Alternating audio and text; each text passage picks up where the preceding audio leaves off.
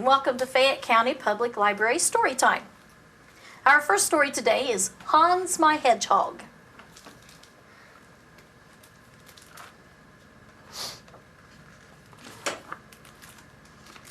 Once upon a time, in a village just past yonder, there lived a prosperous farmer and his wife. Their fields were full of wheat, their chickens laid after like so many silver coins, and their pigs were fat and contented. But they had no children to bless their home.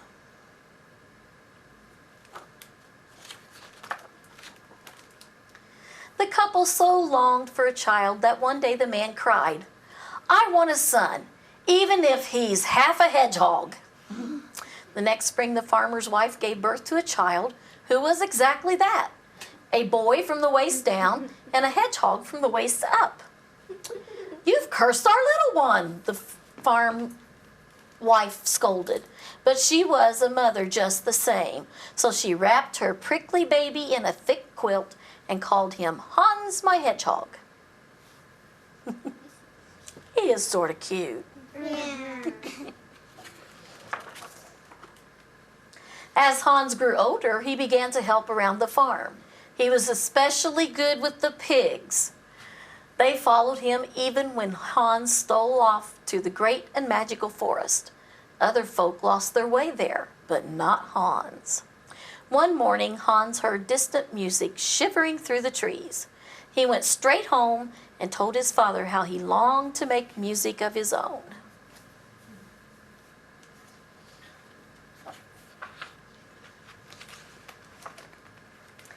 Nothing his mother or father could say would change his mind. Away went Hans with his fiddle. Did I skip a page? I did. Excuse me. Next time the farmer traveled to the market fair, he brought home a finely made fiddle for his son. Hans practiced and practiced, and the pigs gathered round him to listen. In time, he was asked to play for the village dances, but when he put down his bow, the village girls went off with the village boys, leaving the fiddler alone. Hans became quiet and sad. At last he went to his father and said, "Saddle the biggest rooster in the barnyard, for I'm flying to the forest to live with my pigs."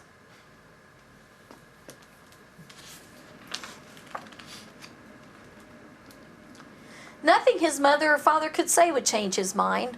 Away went Hans with his fiddle under his arm and every one of his pigs running along behind him. "Goodbye, Hans, my hedgehog," called his mother. Deep and deeper into the enchanted wood, Hans traveled until he found a spot to make his home. Then every day he would fly on his rooster to the top of a tall tree to practice the fiddle. Now, I think that's kind of interesting. That must be a big rooster, huh? Yeah, if you could sit on it. I had a lot of roosters.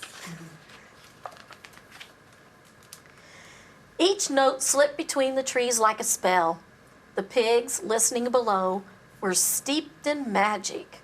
One morning, a king and his retinue lost their way in the forest. At last they heard the eerie sound of Hans' fiddle. They followed the tune to a tall tree, where they saw a strange creature high above their heads. "You there!" called the king. "Can you show us our way?"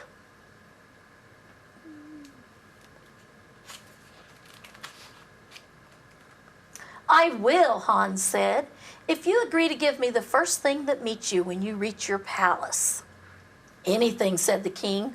So Hans left his tree and his pigs to lead the royal party out of the wood. For hours they walked. At last Hans brought the grumbling monarch and his men to the wide road at the edge of the forest. When the king reached his palace and the gates swung open, the first thing he saw was his only daughter running to meet him. He frowned, telling her the tale of the youth who was half a hedgehog. "Of course, I would never give you to such a creature," he said. "Well, I would never go," snapped the princess. So the king commanded his gatekeeper that if a man who was half a hedgehog should appear, He was to be turned away without fail.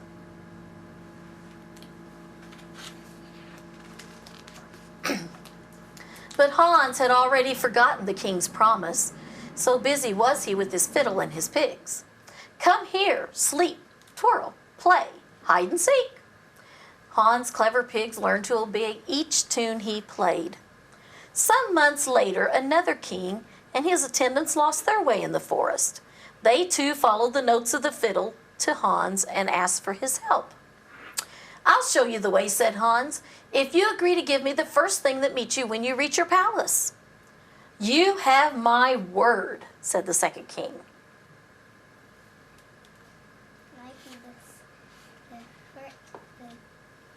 the same king. Then Hans led the king and his men from the heart of the wild wood to the safety of the road. When the king came to his palace gates, his own lovely daughter ran to meet him. With a sigh, he told her what had happened. How can I give you to such a creature? He asked. You are a man of your word, said the princess. I will honor your promise. So the second king instructed his gatekeeper that if a man who was half a hedgehog should appear, he was to be welcomed graciously into the palace. That's an interesting turn of events. Not long afterward, Hans heard a third cry for help from his lofty perch. He came down again and found a ragged old woman. Hans took her bags on his back, showing her the way out of the forest. This time he did not ask anything in return. You're a good lad, said the old woman, so I will give you some news. It is said that 2 kings lost their way in these very woods and were rescued in exchange for a promise.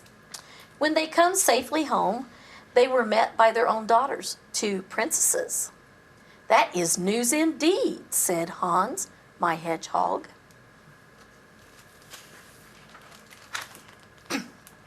Then he hurried back to his tall tree to saddle his rooster. Hans played a lively tune, and his pigs came running. Arranging themselves into piggy ranks like a small army, they marched after Hans out of the forest and onto the first king's palace. The gatekeeper tried to turn Hans away, but Hans on his rooster flew right over the gate, and his pigs poured past the gatekeeper into the courtyard. King, Hans called, I have come for your daughter. The king stuck his head out a window. Certainly not, he told Hans. The princess poked her head out another window. I won't do it, she shrieked.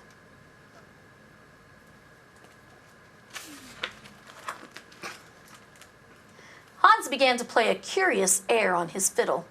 The pigs went racing this way and that, all up and down the palace corridors. They upset the cooks and muddied the king's bedclothes and frightened the princess. Then they rushed to the royal treasury, rooting in the treasure caskets as if they were digging for truffles in the forest. Call off your pigs, the king howled. You can have my daughter. But Hans shook his head. I don't want her. You asked for her. Now he doesn't want her. And when he and his pigs left the palace, they took half the king's fortune with them. Off we go, said Hans, and so they journeyed to the palace of the second king. This time the gatekeeper let Hans right in. King, Hans announced, I have come for your daughter. The second king bowed. A promise is a promise, he said. The princess stepped forward. And I have agreed, she told Hans.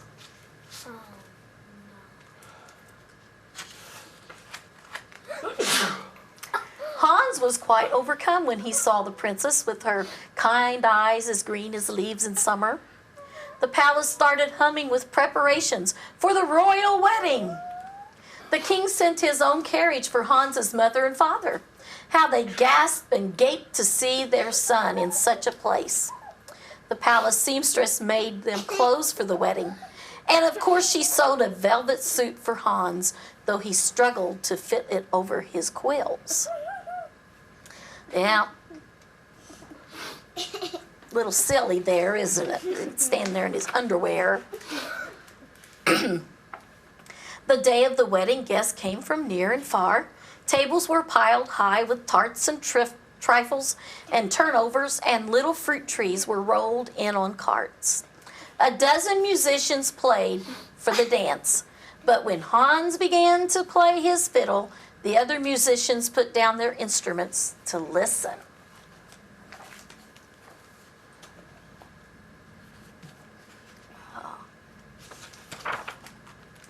First, Hans played so joyfully that elderly courtiers stopped nodding off and began to jig and prance with the best of them. Then Hans played so sweetly that everyone in the palace grew teary. Birds came calling in through the windows, their music joining the song of the fiddle. Finally, Hans played so magically that the palace walls trembled. He played so magically that his hedgehog skin tugged and crumpled around him. With that, Hans fell to the floor and the music stopped. There is Hans the hedgehog on the floor. Well, it was a little fairy tale, wasn't it? Why, Hans, my hedgehog, the princess cried, helping him up. But he was a hedgehog no more, not even half a hedgehog, for the long ago curse was broken. Hans stood before them all, a goodly young man with a rare and wonderful smile for his new bride. As for who wept more tears of happiness, the farmer or his wife, it's hard to say. I think that's the end. And that's the end. You were surprised, weren't you? That was a nice surprise ending. Okay, Miss Lisa. Okay, so now we have another crazy story. That was crazy. This is crazy, okay? This is Cinderella's stepsister and the big bad wolf. Okay, so let's look at the picture just a minute. So does the big bad wolf belong in a Cinderella story? No. So are they going to mix it all up, you think? Yeah. All right, let's see what happens. So here we have the Hall of Fame. Look at all those people. You think they're all going to be in our story? Yes. Yeah. Well, we'll see. Is that her dad and mom? Yeah, maybe. It says, to my darling Cassis and Nanny Frida, for my two little monsters. I don't know. It's gonna be interesting. Dad and mom died. All right, here is Cinderella. And here is her stepmother, Mrs. Ugly.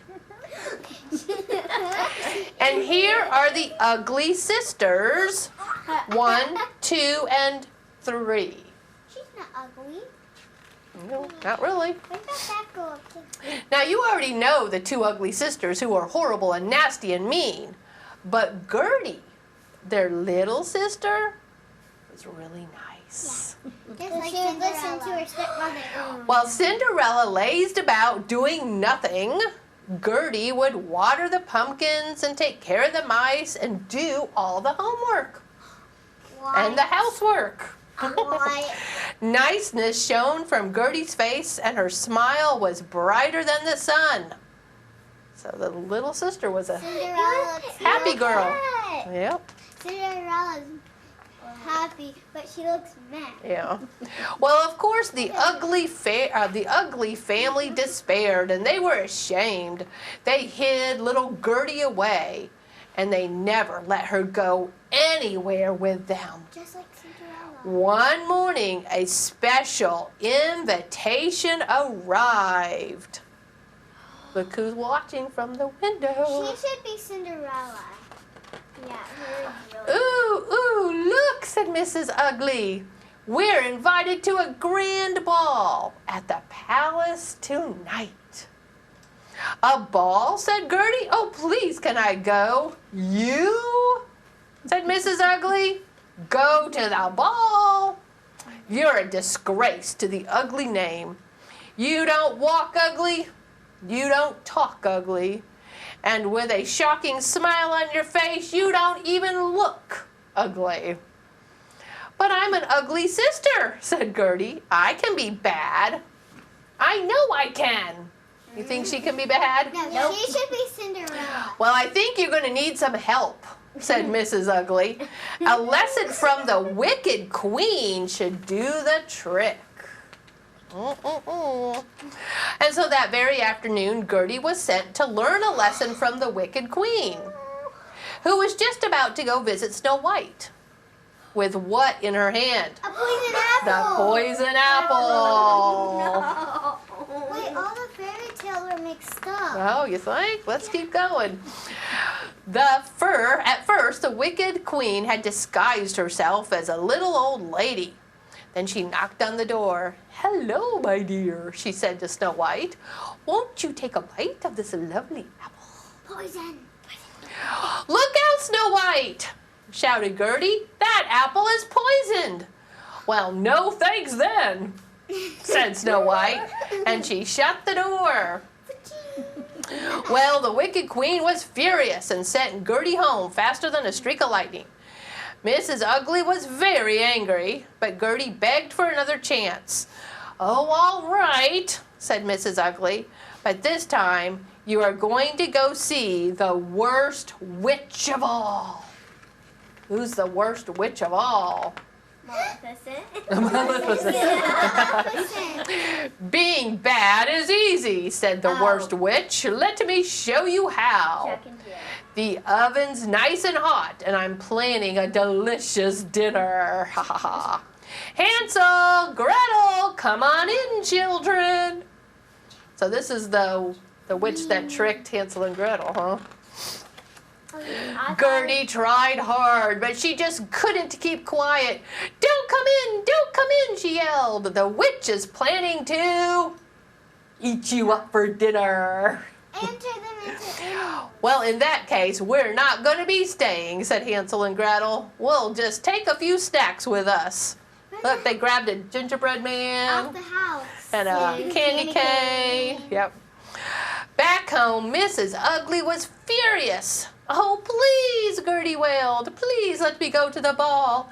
I can be mean and bad and really an ugly sister if I try. I know I can."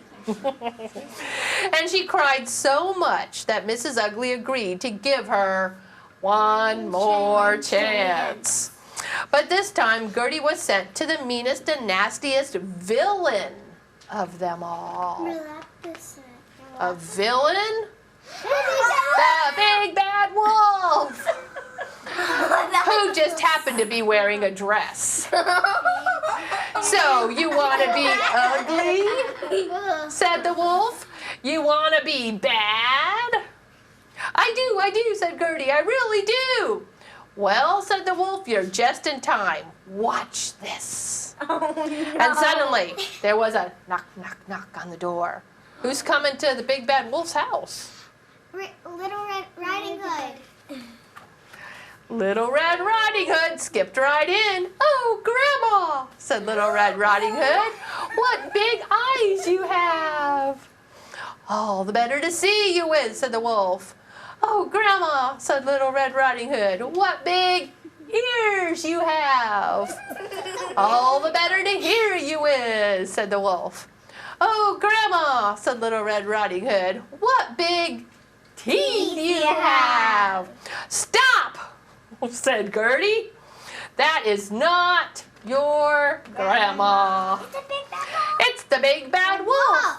And Little Red Riding Hood went scampering off. The wolf turned to Gertie and started to drool. "Please don't eat me," said Gertie. "I've tried so hard to be mean and bad like the rest of my family so I could go to the ball and..." "Ball?" said the Big Bad Wolf. "Did you say ball?" Yes. "I've always wanted to go to a ball." What? "Well, come on then," said Gertie. "Let's see what we can do." And so by the time Gertie and the wolf arrived back home, Mrs. Ugly and the two ugly sisters had already left for the ball. "We're too late," said Gertie, who then should appear but a beautiful fairy. I'm your fairy godmother, she said, and she looked at Gertie and the wolf. And I expect you to want to go to the ball, don't you? Stop, said an angry voice, and it was Cinderella. Cinderella, what about me? She screeched. I've been waiting all night for a fairy godmother to get me to the ball. Nope. Well, fairy godmothers don't like bad manners.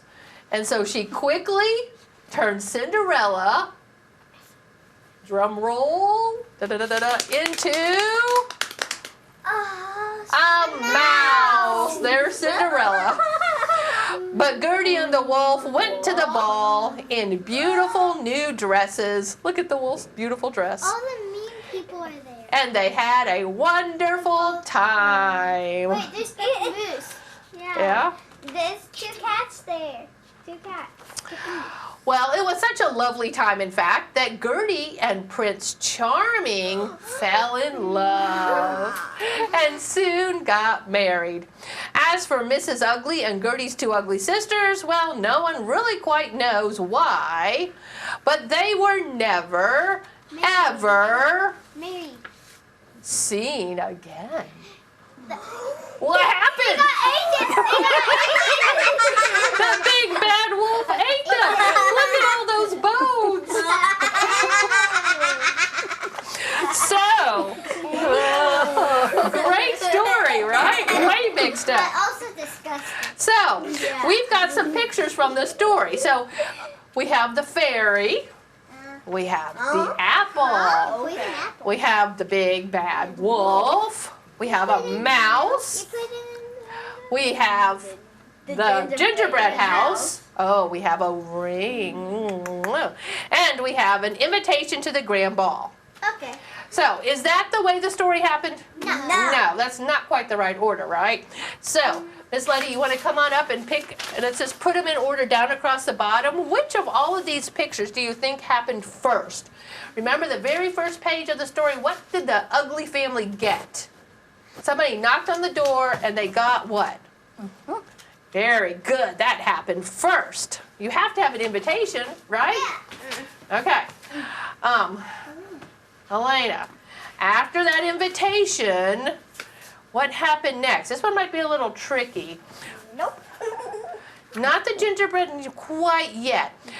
Remember, she wanted to be bad, and so her grandmother, Mrs. Ugly sent her into the forest to go visit with somebody, and then she stopped them because there was a poison apple. That's right. So the poison apple comes next.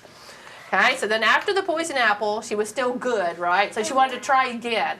So Alex, what did she try next? Where did she go to be bad next?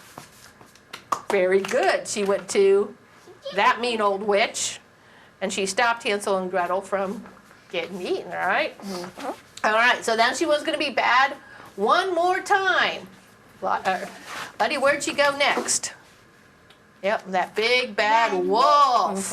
And then she stopped her from getting eaten by the big bad wolf, right? Yeah. So Elena, what happens next? From the 3 pictures that are left, yep, fairy godmother appears, woo! And then, No. which of the 2 pictures would happen next? The fairy godmother, what did the fairy godmother do? Who is this? Cinderella. Cinderella turned into the mouse, and at the end, who got gets married? Cinderella. No, Gertie and Prince Charming. Yes, so that's the story, all mixed up. This was called Cinderella's Stepsister and the Big Bad Wolf. Come check it out at the library. Yeah. All right, Miss Kim, you got Good one more story for us? I like that. Well, I guess we're just going to continue with these fairy tale type stories. Okay. This one is not a beautiful girl, though. This is Sleeping Handsome and the Princess Engineer. There's a Sleeping Handsome in this story. Sleeping Handsome. Well, what's the fairy tale that we remember? Sleeping Beauty. All right. One day in a kingdom not so far away, a king and a queen had a baby boy. The prince was so handsome that everyone smiled when they saw him. Even the grumpy TV reporter camped outside the castle. He reported every single thing the new prince did, even royal burps. The prince was named Jack, but everyone called him Prince Handsome because he was.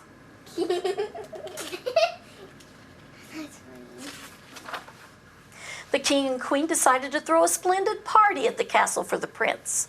There were cakes of all colors and ice creams of all flavors. Important people from every kingdom brought amazing gifts. I bring boxes of beauty potions, said the mayor of Ooh La La, so the prince will stay forever handsome. I bring a trampoline, said Minister Boing, to keep him fit. And I bring a bazillion bars of chocolate, said the Prince of Cocoa, helping himself to some. Says, chocolate. I only know cocoa bars. But then President Nonsense, a wizard in his spare time, appeared in a puff of smoke. He was furious that no one had told him about the party. Oh no, muttered the king. We only forgot to invite the most magical person ever. Here's my gift, the man laughed evilly. The prince will be allergic to pointy things. If he touches one, he will die, and so will everyone in the kingdom. So there. Then he zapped the prince with his wicked spell and disappeared with a pop. That's mean. Most of these fairy tale stories are. Coughed McMagic, the castle magician. The president might be powerful, but I can tweak his wicked spell. If Prince Handsome touches a pointy thing, nobody will die. Instead, said McMagic, you will all, what do you think? Stay alive. Fall asleep. Only the gift of intelligence will wake the prince and the royal household. Oh no. At once, all pointy things were banned from the kingdom. No swords, the king said, no spears. He even banned sharp pencils, just in case. This meant that Prince Handsome grew up safely to become a top trampolinist, a champion chocolate chomper, and just like his name, still very handsome. Even so, he was not happy. More than anything else, Prince Handsome longed to be a knight with a real weapon. People thought he was silly when he fought with cucumbers and from the castle kitchen when he was little. That's cute. And Which he was a little bit silly, wasn't he, fighting with the cucumber? And then the kitchen. Then one day, Prince Handsome's best friend found a way to help out. Hey, Handsome, called Prince James of the kingdom next door. Check out these really pointy plastic swords. I brought them from my kingdom. Wow, let's fight, Prince Handsome said. But with one poke of a pointy sword, Nonsense's curse struck and Prince Handsome fell asleep. And so did everyone else in and around the royal castle, even the mice. Why? Over the next 100 years, a brand new city grew up all around the castle. The castle was now hidden behind skyscrapers, 2 shopping centers, and an ice rink. Of course, everyone in the kingdom knew the story of the sleeping prince and his royal household, but they just couldn't find them. Then one day, Princess Anya arrived, determined to find the prince she'd heard all about. And because she'd been given the gift of intelligence, she brought about an antique map and her own tunneling machine. The princess tunneled down below the city. And then she tunneled up into the castle. Brrr, went the machine. Prince Handsome was snoring so loudly that the princess found him at once. She tried everything to wake him. She prodded him, she poked him, she even blew a raspberry in his ear. But when none of that worked, she gave him a kiss. That's what woke Sleeping Beauty, after all. Look. At once, Prince Handsome was awake, and so was the rest of the royal household. The prince gave the princess a goofy grin. "You're amazing. Let's get married." "Pardon?" Princess Anya raised an eyebrow. "You sent your entire castle to sleep for 100 years, which is a little silly. And if I married someone I'd known for 5 minutes, I'd be silly too." You have known him for 5 minutes. "Oops," said Prince Handsome. "Then how about the movies instead?" "Now you're talking," said Princess Anya. "I've heard there's a good fairy tale showing." The end. The end. Thank you for joining us today for Library Storytime. Bye-bye. Bye-bye. Bye.